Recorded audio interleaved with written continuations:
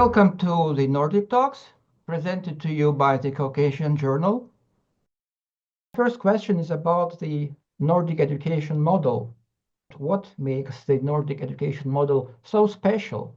If I could introduce myself, my name is David Erland Isaacson. I'm an associate professor of communication at the University of Southeastern Norway.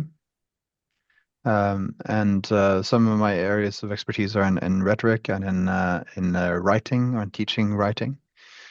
I felt that in light of some of the comments made by Ingrid in the video that you sent to us, there are a few things I feel like need to be clarified or that I would like to respond to from Ingrid Enquist. One thing, she paints a quite dour picture of Nordic education, but we really are talking about top athletes performing a little bit lower than they have before, in the sense that it's still in the top levels of the PISA scores. There was a quite dramatic drop in 2022, and it obviously will have to wait for the next ones to see in 2025 to see if that's going to be a sustained drop. But even though with that drop, we're still talking about 100 points above the Georgian education, where that scores right now. So it's not like there's been a complete collapse in Nordic education standards, which was what she may have given a little bit of the impression of, and that's not the case. In Norway, we're looking at this drop as a combined effect of, obviously, some of the testing was done during COVID. Also, a somewhat too rushed digitalization strategy has had some negative effects, we believe, or many talk about that may have had some negative effects also on some of the scores. There are some other theories about these things.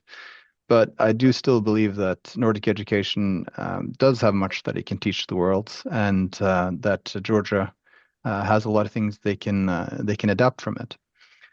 One of the examples of that from a kind of, I know Georgia doesn't like to be characterized as a post-Soviet country, but of course the educational system was to a great extent also influenced by the Soviet planners that planned centrally for the education for a lot of the other Soviet states.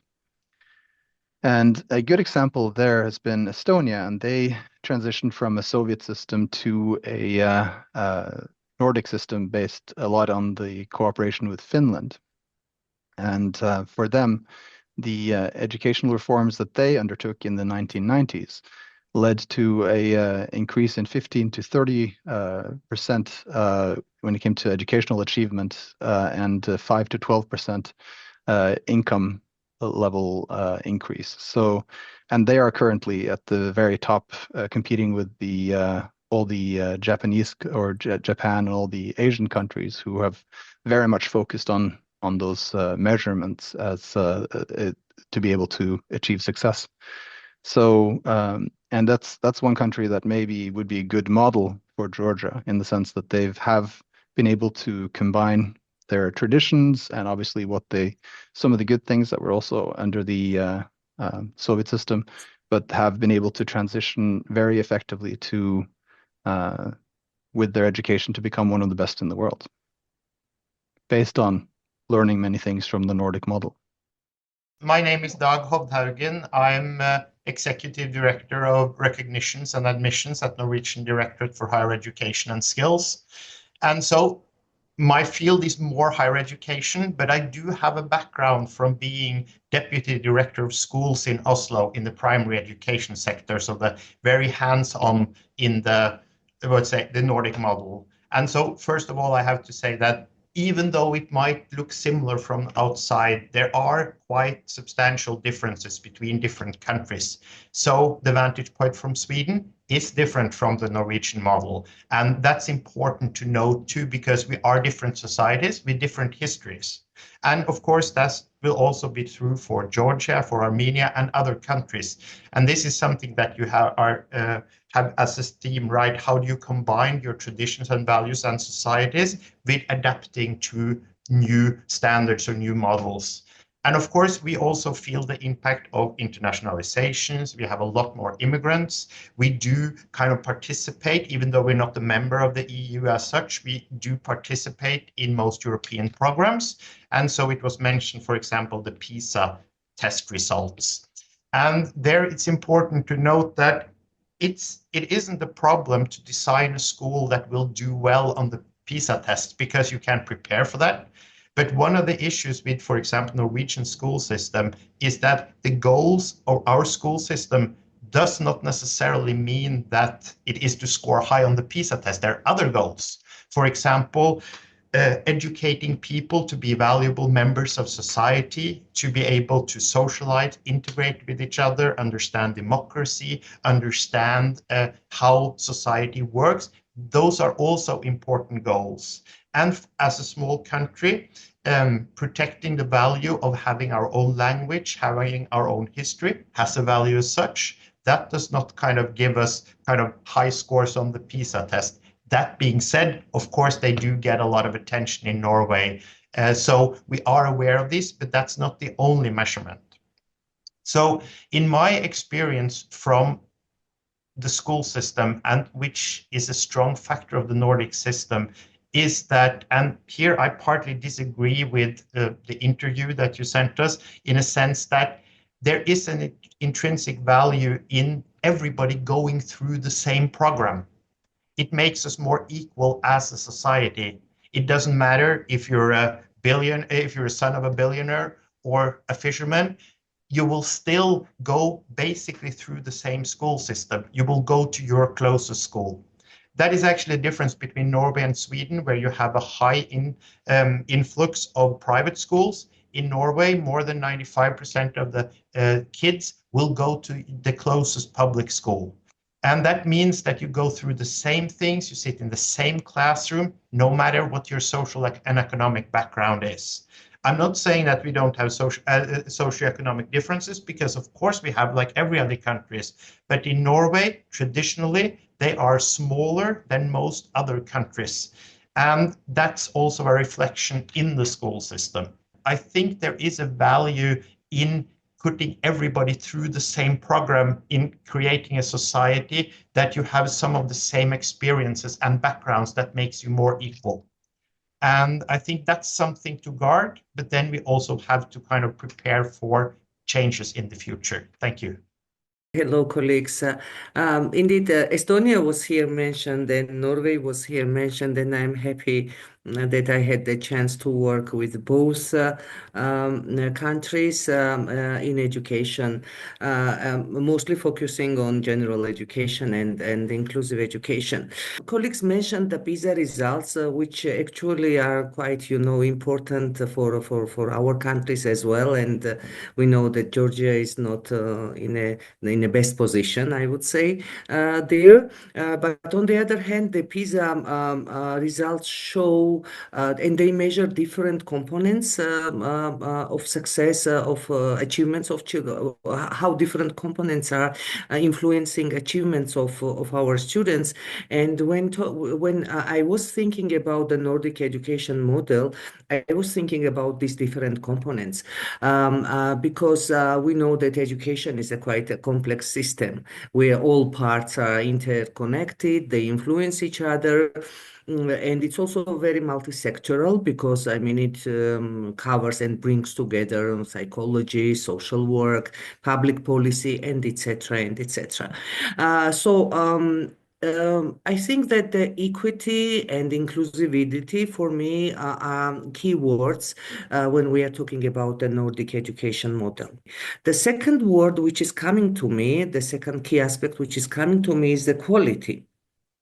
And while in Nordic countries you can go close to your house and receive the same quality education, regardless of your background, social, economic, and etc. It's not the same in countries like Georgia. So even what PISA results show that children in urban areas are, much more achieving better those results rather than children in remote areas. Children in private schools are performing better than children in public schools. Children with strong social and economic background achieving better than children from poor social and economic background, and also the ethnical components. I mean, ethnically Georgian children are achieving better, showing better results than those from ethnic minorities. So this is very important about the accessibility and quality and inclusion. And the last, but maybe not the least component when it comes to me, when I was thinking about the Nordic education system, it's supporting systems for education. It's not only school and teacher and pen and book. We all know about that. It's the system how to support families and children to feel better, and it's for child welfare, I would say. And this is supporting systems for children with special needs and disabilities beyond mainstream schooling. It's supporting system to mental health services, psychosocial, emotional well-being of children, and also supporting systems to families. For example, Estonian children, regardless of their background, they receive the same quality education as shown in PISA results. It does not matter if they live in Tallinn or if they live in very small village, so they have the equal access on the high quality education, and this is very important. One thing that's interesting about the case with Estonia is that obviously there you had the Estonian education system, and then you had the Russian education system that lagged a bit behind and resisted and didn't have the same reforms as quickly. And the quality difference between those two was quite measurable. Some of the things that they mentioned as these reforms was giving a lot of autonomy to teachers, to have focus on equality, a general high level of pay for teachers, not like super high, but so it's become attractive, and more control in the local school when it comes to what they're purchasing and so on, and in hiring decisions. And some of the challenges that maybe when it comes to adapting between the Georgian and specifically Georgian and Norwegian education system is when it comes to power distance, there's much more of a hierarchical structure in Georgia. So when I was first talking to the Georgian students, and I like to approach them very much face to face and on the same level, and that was quite shocking for them. So the power distance, the acceptability or the acceptance for big differences in power in hierarchical structures and difference in power between students and teachers is very high in Georgia, much lower in Norway. Also, the individualism is much higher in Norway. The individual student is seen, judged much more individually rather than based on collective criteria. We like to have little differences between people. We don't want to have much hierarchical structure, and we like to be able to approach each other on a more equal level. Still, the teacher being obviously more powerful and more knowledgeable, but the difference not being as great as in Georgia. My name is Arnfinn Muruvik Vonen. I am a professor at the Oslo Metropolitan University in Oslo. I'm a linguist, and in my daily work at the university, I train sign language interpreters and other sign language specialists, mostly. But I also had the pleasure of meeting and sharing experiences with colleagues in both Georgia and Armenia up through the years. And when I was preparing for this, I was thinking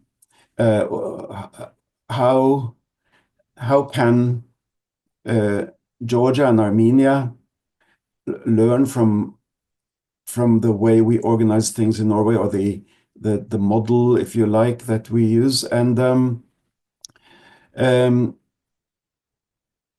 well, I do agree with most of what has been said already by the others here. But what I would like to stress is the changeability of the system in the Nordic countries. If you look at our history of educational policies, they have changed, especially if you look a bit further back than what usually is done, like going back to the 19th century. You would see, for example, to take my area of language policy in education, that the official policy of that day was that if you were a Norwegian-speaking child, you could freely use whatever was your native dialect. You would not be taught to speak in a particular way. However, if you belong to a language minority, such as the Sami languages, you would face totally different policies. There was not much inclusivity in that area at the time. So in our days, of course, general policies and general ways of thinking are different. And that makes me quite optimistic that those things that we have succeeded in the Nordic countries are quite possible to learn from and change into also in the other countries. And if I may also say something about the situation today, we see a lot of discussion. The contribution by Professor Enquist that was already referred to here is one example of the lively discussions and big disagreements that do exist. And maybe we could see that also as a sign of quality of our system, that we do find the discussions that we, and sometimes even though our countries have very similar experiences in many areas, I mean, within the Nordic countries, you sometimes see quite different solutions among the countries on more detailed levels. The general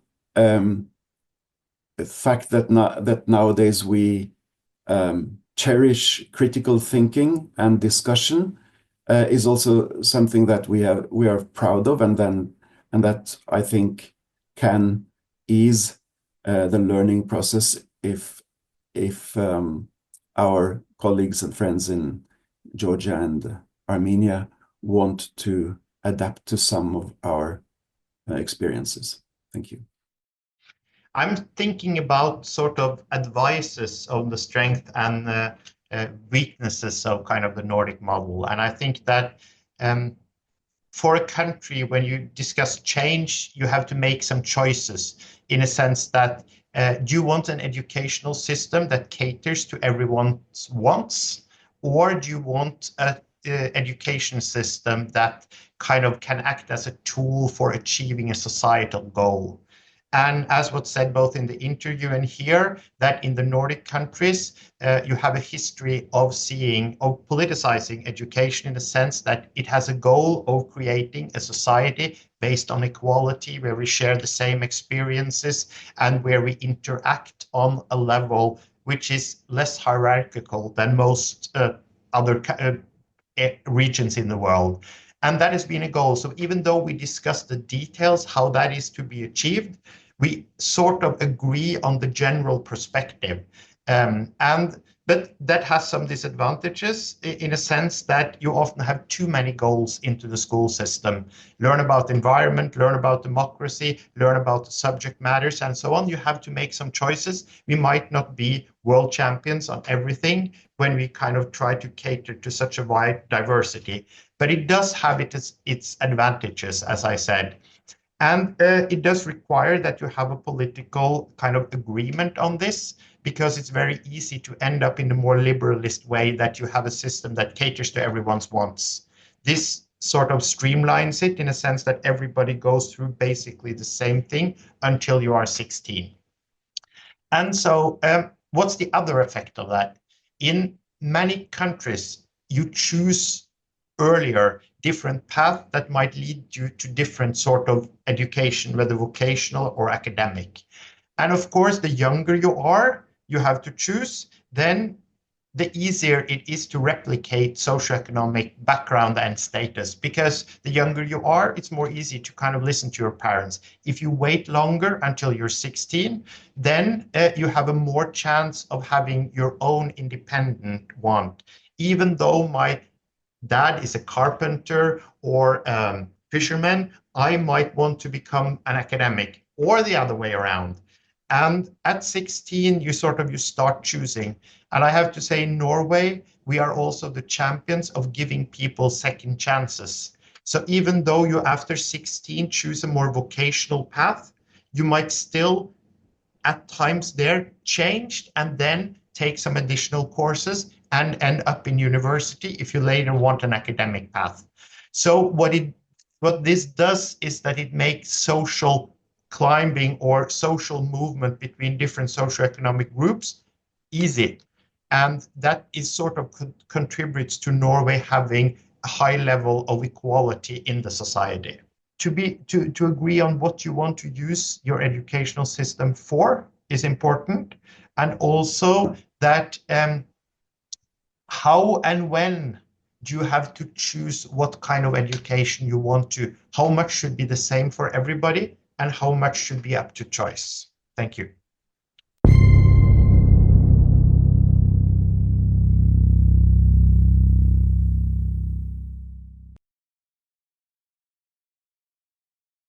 We are moving little by little to our case studies.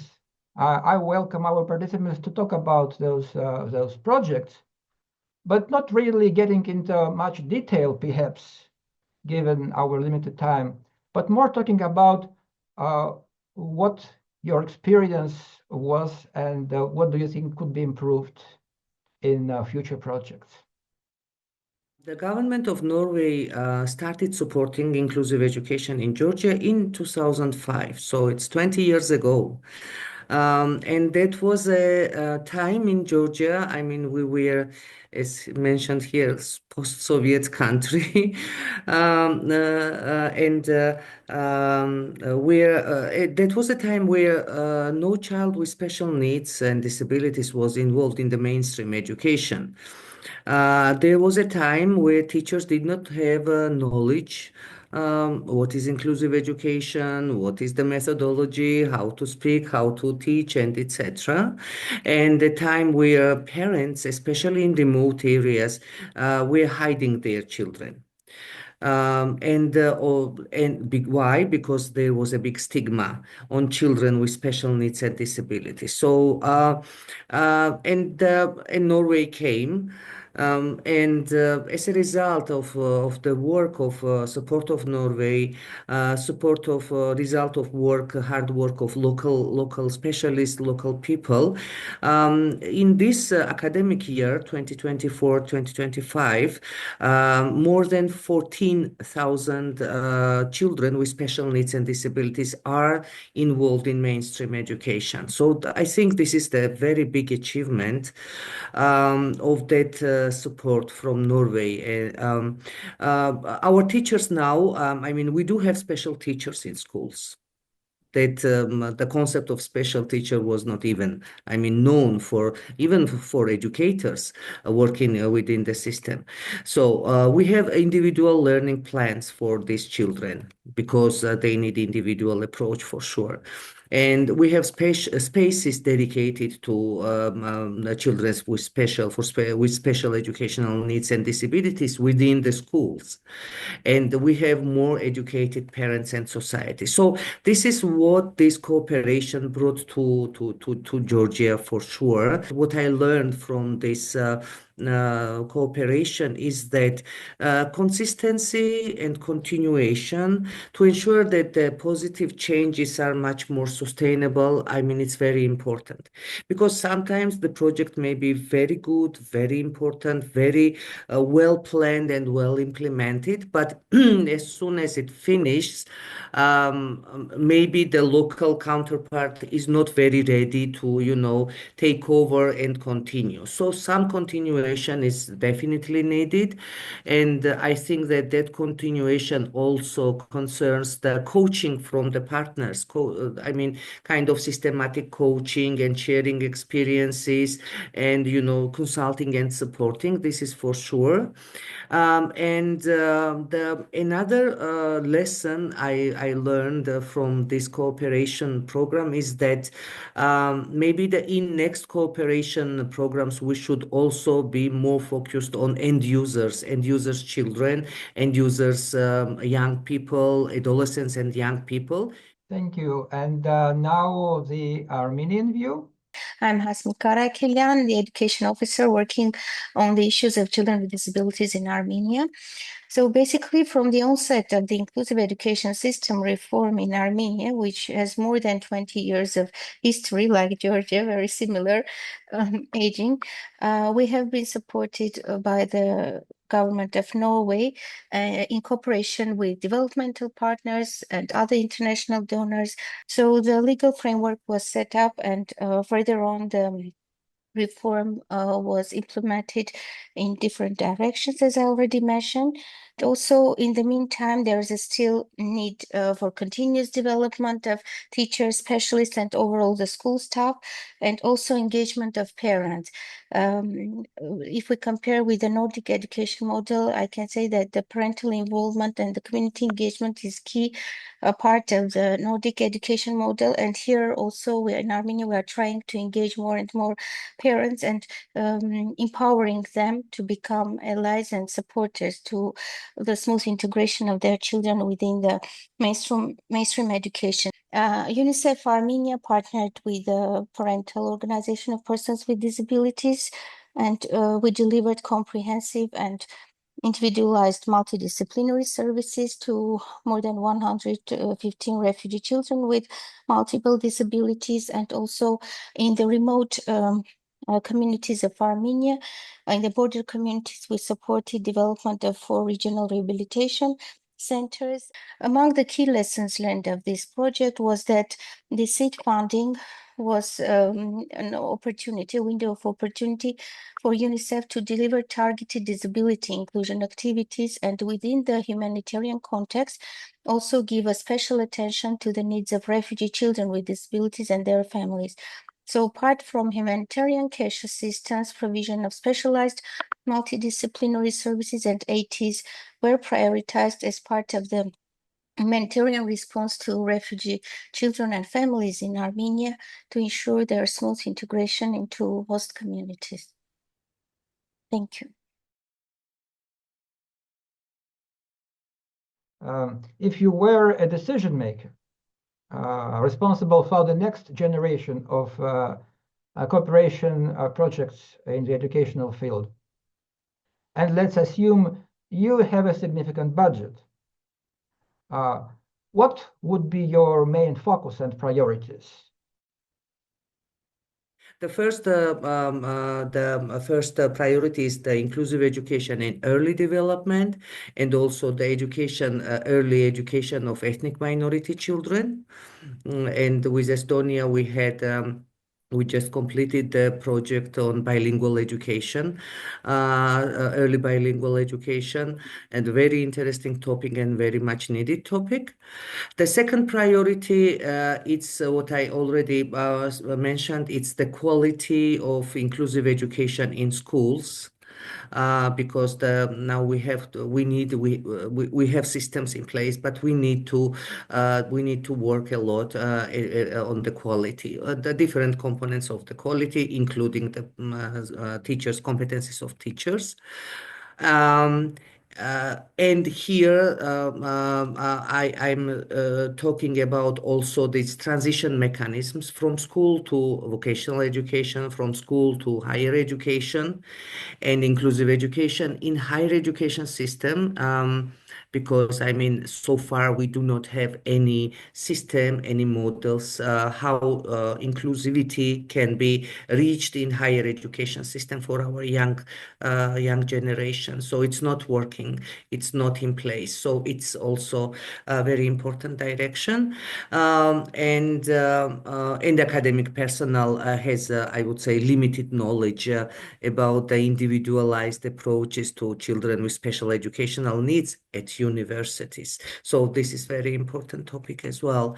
And the third, and not the last but not least priority, it's what I also mentioned, the focusing directly and supporting adolescents and young people to build lifelong competencies. It's very important. It should be done in schools, it should be done in vocational educations, it should be done at universities, because what we see, not only in PISA, is that our young generation, our adolescents, they are not good in different lifelong learning skills, including the literacy, including the STEM skills, including the personal skills or entrepreneurship, multiculturalism, and etc. So it's very important that we, next cooperation or next discussion, we also have how we can directly go to and approach adolescents and young people. When I was looking at the writing of students, and this was obviously at a higher education level, but that's a result of what they got from the younger levels. A little bit lacking skills when it came to critical thinking and argumentation and democratic participation, in the sense that they were very good at answering or repeating things that authorities had said in the field, but not as good about questioning these and being able to formulate their own arguments about things. That may not be something that directly shows up in a PISA or other tests, but I think it's something that's vital for developing a kind of more democratic culture and democratic citizenry, and which will be, I think, very beneficial for both your countries in the long term. I was very happy to hear about the account by Natia about the long-term collaboration in the field of inclusive education. I just wanted to make a comment in this connection that any change that you want to make in your own system based on the experiences of others should be smart, in the sense that if a solution looks very simple, it sometimes may be too simple. So, for example, understanding educational inclusion to mean just the physical placement of a pupil in a classroom full of other pupils that do not share the life situation of that one pupil, may sometimes actually make that pupil less included than otherwise. And of course, as I'm working with sign language in my everyday career, I think about the very simplistic ways that sometimes deaf children have been placed in mainstream classrooms and actually been less included, in the sense that they have not had the sensory access to what was going on in the classroom. So yes, please continue the good work on inclusive education, but don't forget to have a smart approach to all concepts and principles that you want to develop. Thank you. Building partly on my own experiences from running schools, I would say that, first of all, when you want to make change, you have to have both consistency and patience, in the sense that there are very few easy wins. This takes time. because it has to do with both with people values, how they work, how they view life and society and their jobs. And so there are a lot of stakeholders in school. Most people are either kids or parents or grandparents or decision makers. So there's a lot of people that have stakes in what you actually do. And I think there is a three-part chain that you have to be aware of, all the three parts. First of all is the decision-making level, in a sense that I said earlier, what you want to achieve, that you have policies that there is an agreement on and that you can actually execute and communicate. Second, leadership in schools. I have watched schools change from one leadership to another and go from like doing great to doing poorly, or the other way around. Leadership in school matters. And that means that if you have policies, you need to get the school leadership aboard. And that doesn't just happen like this, it takes work. And then you have the tens and thousands of teachers in their own classrooms, and changing how they teach and how they look upon things, that takes time. And you need to focus on all these three levels over time to actually achieve change, no matter what that change actually is. So I think it's important to say that you can't just like, we decide on this and then we do it. You have to kind of paint a path that you want to measure your achievement against. Where do we want to be in 5 years? Where do we want to be in 10 years, and maybe in 20 and 30 years? And you can sort of go in the right direction. And there will be setbacks and there will be victories, but you kind of, school is about working continuously, not doing great sweeping reforms, in a sense. I am a representative of the Ministry of Education, Science and Youth of Georgia, head of Preschool Education Division, and the topic of primary education and participating today's event was very important because of many reasons. Because when we are talking about the strong system at primary level, for me as a representative of ECEC field, it's very important for transition and many reasons. But I will continue, and I am maybe I am very subjective because I am representative of preschool education, yes, but I will continue Natia's idea that the strong foundation should be invested at the preschool education level. Yes, because I think that this is the period when we have the great chance to listen to our society, to work with them, to research with the interpretivistic approaches, so to know what kind of different needs of individualities we are having. And this is the period to study our society, because it gives the chance, as at the level the child and parents and families and communities are integral part, yes, of the child, all this entire society.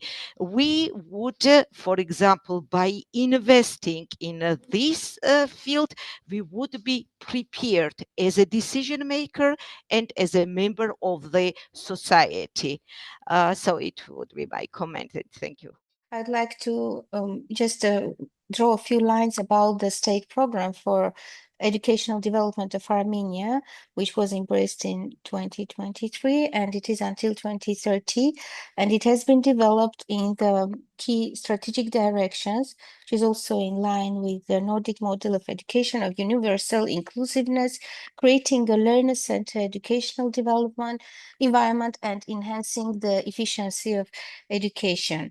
So our program covers all levels of education, starting from preschool to higher education, and EU, together with the World Bank, are supporting the government of Armenia and with the cooperation of UNICEF to implement the reform. So we are in the stage of supporting the government in implementation of this very important reform. As I mentioned, and it's very important to also focus on the needs of the specific vulnerable groups, as already mentioned. like children with severe disabilities, enhancing the infrastructure to become more accessible to the learning needs of these persons, and investing in STEM and other important resources, because the whole strategy is also around the development of the human capital for the better future of the society. Thank you.